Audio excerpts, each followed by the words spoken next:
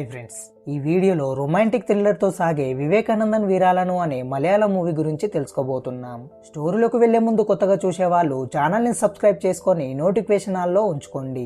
And ఈ video మీకు నచ్చినట్లయితే ఒక లైక్ చేయడం అయితే మర్చిపోకండి. ఇక మూవీలోకి వెళ్తే ఓపెన్ సీన్ లో ఒక భర్త తన భార్యతో చాలా క్రూరంగా ఇంటిమేట్ అవుతూ ఉంటాడు. అప్పుడు భార్య భర్త చేసే క్రూరత్వాన్ని తట్టుకోలేక గట్టిగా అరుస్తుంది. ఆ టైంలో ఆ అరుపులు విన్న ఆమె అత్తగారు బయట నుండే ఏమైందమ్మా అని అడుగుతుంది. అది విన్న ఆవిడ కొడుకు ఏమీ లేదమ్మా, మీ కోడలి మీద బల్లి పడింది, అందుకే అరిచిందని అంటాడు. అతని పేరు వివేకానందన్. అతను ఒక కామ పిశాచి. ఆ కామంతోనే తన భార్య అయిన సితారని గాయాలతో చేస్తూ తెగ అనుభవిస్తాడు. అప్పుడు ఏర్పడిన గాయాలని చూసుకున్న సితార వివేకానందన్ వైపు కోపంతో చూస్తుంది. ఎంతైనా భర్త కావడం వల్ల తన భర్తని సితార ఏమి అనలేకపోతుంది. కానీ తన భార్య చూపుకి అర్థం చేసుకున్న వివేకానందన్ ఆఫీస్కి వెళ్లేది ఉంది. నాకు బస్సు మిస్ కావద్దు, వేగంగా లంచ్ బాక్స్ ని రెడీ చేయమని కవర్ చేసి బాత్రూంలోకి వెళ్తాడు. నిజానికి వివేకానందన్ కి మోషన్ ప్రాబ్లం ఉంది. దానివల్ల చాలా సమయం బాత్రూంలో గడిపి రెడీ అయి బయటికి వస్తాడు. ఈ లోపట సితార టిఫిన్ రెడీ చేసి బాక్స్ ఇవ్వడానికి తన భర్త దగ్గరికి వెళ్తుంది. అప్పుడు వివేకానందన్ తన భార్యతో, మళ్ళీ నేను వచ్చే వారం వచ్చేదాకా నేను ఇవ్వాలని శరీరంపై చేసిన గాయాలే నీకు నన్ను గుర్తు చేస్తాయని చెప్పి అక్కడి నుండి బస్సులో సిటీకి బయలుదేరుతాడు. అలా బస్సులో వెళ్తూ అదే బస్సులో ఉన్న ఒక అమ్మాయిని చూసి ఆమెని ఇంప్రెస్ చేయడానికి తెగ ట్రై చేస్తూ ఉంటాడు. కానీ ఆ అమ్మాయి వివేకానందన్ ని అస్సలు పట్టించుకోదు. అలా కొంత సమయానికి బస్సు ఒక హోటల్ వద్ద ఆగడంతో అందరూ టిఫిన్ చేయడానికి బస్సు దిగి హోటల్ కి వెళ్తారు. కానీ వివేకానందన్ మాత్రం తనకున్న మోషన్ ప్రాబ్లం వల్ల బయట ఫుడ్ తినకుండా తన భార్య పెట్టిన టిఫిన్ ని తిని అక్కడే ఉన్న బాత్రూమ్ లోకి వెళ్లి లేటుగా బస్సు ఎక్కుతాడు. అది చూసిన బస్సులోని వాళ్ళందరూ అతన్ని వింతగా చూస్తూ నవ్వుకుంటారు. అయితే వివేకానందన్ ఫ్యామిలీ విషయానికి వస్తే తన తల్లిదండ్రులు కొన్ని కారణాల వల్ల విడిపోయి ఇద్దరు దూరంగా బ్రతుకుతూ ఉంటారు. వివేకానందన్ కి కూతురుతో పాటు ఒక తమ్ముడు కూడా ఉంటాడు. వీళ్ళ తల్లి వివేకానందన్ ఫ్యామిలీతో ఉంటే తండ్రి చిన్న కొడుకు ఫ్యామిలీ దగ్గర ఉంటాడు. వివేకానందన్ తండ్రి పేరు పప్పన్. అయితే అప్పుడప్పుడు అతను తన భార్య మీద ఉన్న ప్రేమతో ఏదో ఒక సాకుతో వెళ్లి కలిసినా కూడా జరిగిన విషయాల ఆవిడ తలుచుకొని తన భర్తని దూరం పెడుతుంది.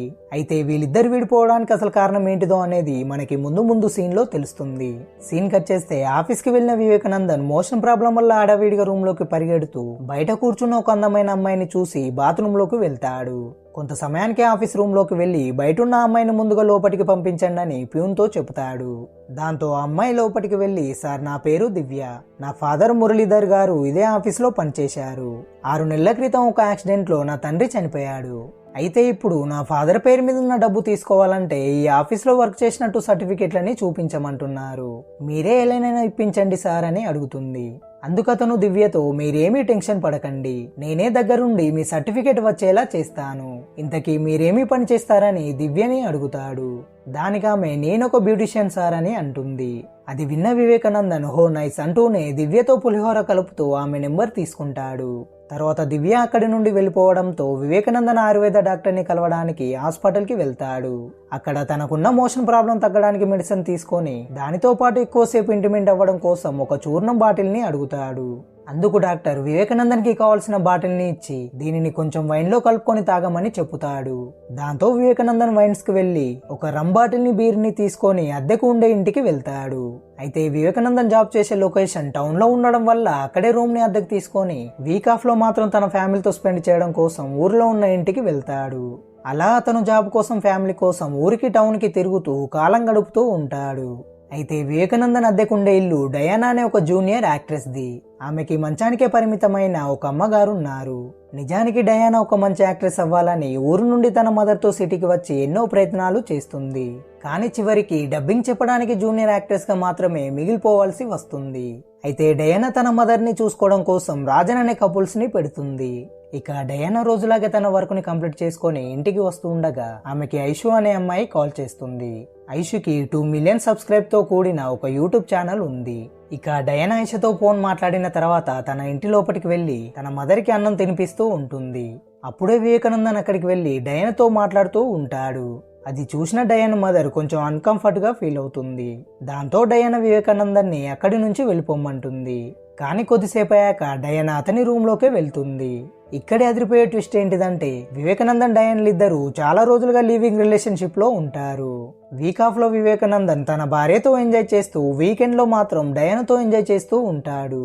అలా ఈ విధంగా ఉండే వివేక్ దగ్గరికి ఎప్పటిలాగే డయానా వెళ్ళగా ఆమెకి తాగమని బీరు గ్లాస్ ఇచ్చి అలాగే ఫిట్ డ్రెస్ వేసుకుని రమ్మంటాడు.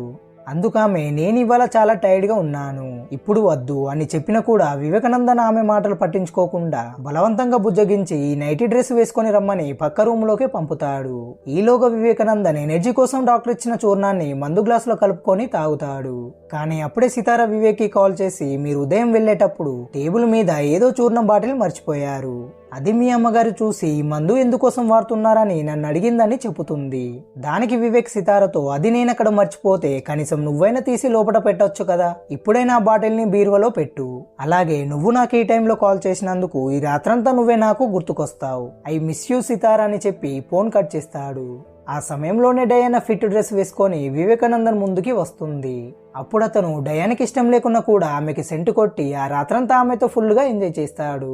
సీన్ కట్ చేస్తే మరుసటి రోజు ఉదయాన్నే ఆఫీస్కి వెళ్లిన వివేకానందన్ దివ్యకు కాల్ చేసి నేను చాలా కష్టపడి మీ నాన్నగారి సర్టిఫికేట్ ని రెడీ చేయించాను, ఇంతకీ ఇప్పుడు మీరెక్కడున్నారని అడుగుతాడు. దానికి దివ్య అతనికి థ్యాంక్స్ చెప్పి నేనిప్పుడు బ్యూటీ పార్లర్లో ఉన్నానని మాట్లాడుతుంది. అందుకు ఇదివరకు ఆమె మీద కన్నేసిన వివేకానందన్ అయితే నేనే వచ్చి మీ చేతికి సర్టిఫికేట్ ఇస్తానని చెప్పి కాల్ కట్ చేస్తాడు. అలా కొంత సమయానికి వివేకానందన్ దివ్యని బ్యూటీ పార్లర్లోనే కలిసి ఆమెకి సర్టిఫికేట్ ఇచ్చి కాఫీ తాగడానికి నాతో బయటికి వస్తారా అని అడుగుతాడు. దానికి దివ్య సారీ సార్, నేనిప్పుడు బిజీగా ఉన్నాను, తర్వాత కలిసినప్పుడు తాగుదాంలే అని చెప్పి లోపలికి వెళ్తూ ఉంటుంది. అప్పుడు వివేకానందన్ ఆమెను టాప్ టు బాటం చూస్తూ ఆమెతో రొమాన్స్ చేస్తున్నట్టు కలగంటూ రాక్షస ఆనందం పొందుతాడు. ఇది ఇలా ఉంటే మరోవైపు డయానా తనకున్న ప్రాబ్లమ్స్ ని తలుచుకుంటూ రికార్డింగ్ స్టూడియోలో సరిగ్గా డబ్బింగ్ చెప్పలేకపోతుంది. అప్పుడు డైరెక్టర్ ఇక నీ వల్ల కాదులే అమ్మా అని ఆమెను స్టూడియో నుండి బయటికి పంపించేస్తాడు. అది తట్టుకోలేక డయానా తన ఫ్రెండ్ ఐషుకి కాల్ చేసి కాఫీ షాప్ లో మీట్ అవుతుంది. అక్కడ డయానా ఐషుతో స్టూడియోలో జరిగిన దాని గురించి మాట్లాడుతూ చాలా బాధపడుతుంది. అందుకు ఐషు ఆమెని ఓదార్చగా అప్పుడు డయానా నేను సినిమాలో ఒక మంచి యాక్టర్ అవుదామని అమ్మతో ఇక్కడికి వచ్చి చాలా తప్పు చేశాను, అది ఇప్పుడు కుదరడం లేదు, ఇక ఇప్పుడు నేను జాబ్ చేయాలనుకుంటున్నాను, ఎందుకంటే నాకు ఫైనాన్షియల్ గా చాలా ఇబ్బందులు ఎదురవుతున్నాయి, అమ్మని హాస్పిటల్లో చూపించాలి, ఇంటి మెయింటెనెన్స్ ని చూసుకోవాలి, ఇవే ప్రాబ్లమ్స్ అనుకుంటే వీటికి తోడు వివేకానందన్ ఒకడు, అతని వల్ల నాకు చాలా ప్రాబ్లం అవుతుందని అంటూ ఉండగా వివేకానందన్ ఎవరతనని ఐషు అడగగా దానికి డయానా అతని గురించి ఐషుకు చెప్పడం మొదలు పెడుతుంది. అయితే మా ఇంట్లో ఒక రూమ్ ఖాళీ ఉందని అద్దె కోసం టూలెట్ బోర్డు పెట్టాను, అది చూసిన వివేక్ తన ఇంటికి ఆఫీస్కి చాలా దూరం ఉందని చెప్పి మా రూమ్లో అద్దెకు దిగాడు, అతనికి బయట ఫుడ్ పడదని మా ఇంట్లోనే తింటూ నాతో కలుపుగోలుగా ఉండేవాడు, అలాగే మా అమ్మని చాలా బాగా చూసుకుంటూ హాస్పిటల్కి తీసుకెళ్లడానికి తీసుకురావడానికి చాలా హెల్ప్ చేసేవాడు. అలా అతని సున్నితమైన మనసుని చూసి అతనికి పెళ్ళైందని తెలిసినా కూడా అతని ప్రేమలో పడిపోయాను. కానీ పగలు ఒక రకంగా ఉండే వివేకానందన్ రాత్రిళ్ళు మాత్రం మరో రకంగా ఉంటాడు. అతని కామక్రూరత్వాన్ని నేను భరించలేకపోతున్నాను. వీటన్నిటి గురించి ఆలోచిస్తూ ఉంటే నాకిప్పుడు ఏం చేయాలో అర్థం కావడం లేదని చెప్పి ఎమోషనల్ అవుతుంది. అదంతా విన్న ఐషు నువ్వేమీ బాధపడకు, నీ సమస్యకు ఏదో ఒక పరిష్కారం ఉంటుందిలే అని ధైర్యం ఇచ్చి అక్కడి నుండి వెళ్ళిపోతుంది. ఇటువైపు వీక్ ఆఫ్ రావడం వల్ల వివేకానందన్ తన ఫ్యామిలీతో గడపడం కోసం ఇంటికి వెళ్లి అక్కడ పగలంతా చాలా హ్యాపీగా సున్నితంగా తన ఫ్యామిలీతో టైం గడిపి రాత్రి అవగానే తన కామాన్ని మరింత పైకి లేపుకోవడం కోసం డాక్టర్ ఇచ్చిన చూర్ణాన్ని వైన్ లో కలుపుకొని తాగుతూ ఉంటాడు. అప్పటికే రూమ్ లోకి వచ్చిన సితారాది చూసి ఇప్పటికే ఇలాంటి చూర్ణం బాటిల్స్ బీరువాలో చాలా ఉన్నాయి, మరి ఇదెందుకని తన భర్తని అడుగుతుంది. దానికతను ఇది మనం రాత్రంతా ఎంజాయ్ చేయడం కోసమని అంటూ తన భార్యకి ఇష్టం లేకున్నా కూడా ఆమెకి సెంటు కొట్టి బలవంతంగా తనతో ఇంటిమేట్ అవ్వడానికి ట్రై చేస్తాడు. కానీ సితార ఇవ్వాల నాకు ఇష్టం లేదు, అయినా మీరు రోజు రోజుకి మరింత కామపిశాచులు అవుతున్నారని అంటూ అతన్ని దూరం పెడుతూ ఉంటుంది. దానికి వివేకానందన్ నేను కలుస్తుంది నా భార్యతోనే కదా, నీ మీద నాకు ఈ మాత్రం కూడా హక్కు లేదా అని అంటూ మరింత బలవంతం చేస్తాడు. అప్పుడు అది తట్టుకోలేక సితార వివేకానందన్ని బెడ్ మీద నెట్టేసి మీరు ఇలాగే నాకు ఇష్టం లేనప్పుడు ఈ విధంగా బలవంతం చేస్తే నేను మీ అమ్మగారితో చెప్పాల్సి వస్తుందని బెదిరిస్తుంది. ఆ మాటకి వివేకానందన్ సితార మీద కోపంతో రగిలిపోతూ ఉంటాడు. ఆ సమయంలోనే అతనికి డయానా కాల్ చేయడంతో ఆమెతో మాట్లాడడానికి బయటికి వెళ్లి కాల్ లిఫ్ట్ చేస్తాడు. అప్పుడు డయానా నాకిప్పుడు ఏం చేయాలో అస్సలు అర్థం కావడం లేదు, సడన్ గా నా మదర్ చనిపోయారు, నేనిప్పుడు ఒంటరిగా మిగిలిపోయానని అంటూ చాలా బాధపడుతుంది. అప్పుడు వివేకానందన్ నేను వీక్ ఆఫ్ లో ఇంటికి వస్తానని నీకు తెలుసు కదా, ఇప్పుడు నేను నా ఫ్యామిలీతో ఉన్నానని చాలా కూల్ గా మాట్లాడతాడు. ఆ మాటలకి డయానా కోపంతో కాల్ కట్ చేసి వెంటనే ఐషుకి కాల్ చేసి రమ్మని తన సహాయంతో మరుసటి రోజు ఉదయాన్న జరగాల్సిన కార్యక్రమాన్ని పూర్తి చేస్తుంది. అదే రోజు రాత్రి డయానా ఒకరోజు తన మదర్ తనతో వివేకానందన్ నీకు కరెక్ట్ పర్సన్ కాదు, అతను నిన్ను తన అవసరాల కోసం వాడుకుంటున్నాడు, నీ మీద మోజు తీరాక అతను నిన్ను వదిలిస్తాడు. కాబట్టి అతనికి నువ్వు దూరంగా ఉండమని చెప్పిన మాటలను గుర్తుకు తెచ్చుకొని చాలా బాధపడుతుంది. సీన్ కట్ చేస్తే మరుసటి రోజు వివేకానందన్ ఇంటి నుండి ఆఫీస్కి వెళ్లి ఆఫీసులో తన పని ముగించుకొని డయానా దగ్గరికి వెళ్తాడు. అక్కడ డయానా వంట చేస్తూ ఉండేటప్పుడు వివేకానందన్ ఆమెతో ఇంటిమెంట్ అవ్వాలనే ఉద్దేశంతో తనకి బీరు తాగించాలని ట్రై చేస్తాడు. కానీ అప్పటికే తల్లిని పోగొట్టుకొని బాధలో ఉన్న డయానా వివేకానందన్ ఇంటెన్షన్ ని అర్థం చేసుకొని అతన్ని దూరం పెడుతుంది. అప్పుడు వివేకానందన్ తనకున్న శృంగార కామంతో బలవంతంగా డయాన్ని దగ్గరికి తీసుకొని ముద్దు పెడతాడు. ఆ సిచ్యువేషన్ లో ఆ బాధ తట్టుకోలేక డయానా అతన్ని దూరం నెట్టేసి అక్కడే ఉన్న కత్తితో బెదిరిస్తుంది. అప్పుడు వివేకానందన్ నీ మదర్ చనిపోయిందని నా సంతోషాన్ని కాదంటావా, అయినా ఇప్పుడు నీ మదర్ తిరిగి రాలేదు కదా అని తన దగ్గర నుండి కత్తిని తీసుకుంటాడు. నెక్స్ట్ సీన్ లో మరుసటి రోజు ఆఫీస్కి వెళ్లిన వివేకానందన్ దివ్యతో కాఫీ తాగడం కోసం ఆమెని చాలా చనువుగా పట్టుకొని స్కూటీపై వెళ్తూ ఉంటాడు. ఆ టైంలో అటుగా వెళ్లే డయానా ఫ్రెండ్ ఐషు అది చూసి అతను వివేకానందనే కదా అని వీడియో తీస్తుంది. తర్వాత ఐషు ఆ వీడియోని డయానికి చూపించి వీడు నిన్నే కాకుండా ఇంకో అమ్మాయిని కూడా ట్రాప్ చేయాలనుకుంటున్నాడని చెబుతుంది. అప్పుడు డయానా వివేకానందన్ ఒక కామందుడు, వాడిని ఊరికే వదిలిపెట్టద్దు, నాలాగా ఇంకో అమ్మాయి జీవితం నాశనం కాకముందే ఆడవాళ్ళంటే అతనికి భయం పుట్టేలా చేయాలని ఐషుతో అంటుంది. దానికి ఐషు నా దగ్గర ఒక ఐడియా ఉంది, ముందుగా వివేకానందన్ ఎలాంటి వాడో తన భార్యకి తెలియజేయాలని చెప్పి తర్వాత అసలు ఏ విధంగా చేస్తే బాగుంటుందో దాని గురించి వివరిస్తుంది. అందుకు డయానా ఆలోచించి ఐషు చెప్పినట్టుగానే తనతో సితారాని కలవడానికి వివేకానందన్ ఊరికి బయలుదేరుతుంది. ఆ టైంలో వివేకానందన్ కి ఎటువంటి అనుమానాలు రాకుండా ఉండడానికి అతనికి కాల్ చేసి నా మదర్ చనిపోయిన బాధ నుండి బయటికి రావడం కోసం కొన్ని రోజులు బయటికి వెళ్తున్నాను, రావడానికి 2-3 రోజులైనా పడుతుందని చెబుతుంది. దానికి వివేకానందన్ సరే అని కాల్ కట్ చేసి ఒక పథకం వేస్తాడు. అదేమిటంటే డయానా ఇంట్లో లేనందువల్ల ఇప్పుడు తనతో దివ్య ఎలాగో క్లోజ్ అయింది కాబట్టి ఆమెకి మాయమాటలు చెప్పి డయానా ఇంటికి తీసుకెళ్తాడు. అక్కడ ఆమెతో రొమాంటిక్ గా మాటలు కలుపుతూ బీరు తాగమని అడుగుతాడు. దానికి దివ్య ఒప్పుకోదు. ఆ టైంలో వివేకానందన్ తన ఆతృత ఆపుకోలేక ఆమెతో తప్పుగా బిహేవ్ చేస్తూ ఉంటాడు. అప్పుడు దివ్య అతని కామాన్ని అర్థం చేసుకొని నేను నీతో మా నాన్నగారి సర్టిఫికేట్ కోసం ఫ్రెండ్షిప్ చేశాను, కానీ నువ్వు ఇలాంటి వాడివని అర్థం చేసుకోలేదని అంటూ అక్కడి నుండి వెళ్ళిపోవాలని ట్రై చేస్తుంది. అప్పుడు వివేక్ ఆమెని వెళ్ళనివ్వకుండా నువ్వు చాలా అందంగా ఉంటావు, నీలాంటి అమ్మాయి ఇప్పటి వరకు నా జీవితంలోకి రాలేదని అంటూ ఆమెతో బలవంతంగా ఇంటిమెంట్ అవుదామని ట్రై చేస్తాడు. ఆ సమయంలోనే అక్కడికి పని మనిషి వెళ్ళగా వాళ్ళిద్దరిని చూసి ఆవిడ షాక్ లో పడుతుంది. అప్పుడు ఇదే మంచి ఛాన్స్ అనుకొని దివ్య అక్కడి నుండి పారిపోతుంది. మరోవైపు డయానా అండ్ ఐషులు ఇద్దరు వివేకానందన్ భార్యని కలిసి మీతో కొంచెం ప్రైవేట్ గా మాట్లాడాలని ఆమెని బయటికి తీసుకెళ్లి వివేకానందన్ గురించి అతనితో డయానా క్లోజ్ గా ఉన్న ఫోటో చూపించి ఇప్పటి వరకు జరిగింది మొత్తం వివరిస్తుంది. అదంతా విన్న సితారా నా భర్త ఇలాంటి వాడా, నాతోనే అనుకుంటే వేరే వాళ్ళతో కూడా ఇలాగే ఉంటాడా అని ఎమోషనల్ అవుతూ మరి ఇప్పుడు ఏం చేద్దామని వాళ్ళని అడుగుతుంది. అప్పుడు డయానా అండ్ ఐషులు సితారతోటి ఇక్కడ మనం అన్ని విషయాలు మాట్లాడుకోవడం కరెక్ట్ కాదు, వివేకానందన్ లాంటి కామందుడిని రాక్షసుడిని ఊరికే వదిలేస్తే ఇంకెంతమంది అమ్మాయిల లైఫ్లని నాశనం చేస్తాడు, ఇలాంటి వాడు ఒకడున్నాడని అందరికి తెలియజేయడానికి మా దగ్గర ఒక ప్లాన్ ఉంది, మీ ఫోన్ నెంబర్ ఇస్తే మేము నీకు రాత్రి కాల్ చేసి మాట్లాడతామని చెప్పి అలా తన దగ్గర నుండి నెంబర్ తీసుకొని ఆమెకు ఒక బ్యాగ్ ఇచ్చి అక్కడి నుండి వెళ్ళిపోతారు. ఇక సితార తన ఇంటికి వెళ్లి నా భర్త ఇంత నీచుడా, ఇలాంటి మానవ మృగంతో నేను ఇన్ని రోజులు కలిసి ఉన్నానని ఎమోషనల్ అవుతూ ఏం చేయలేని పరిస్థితిలో ఉంటుంది.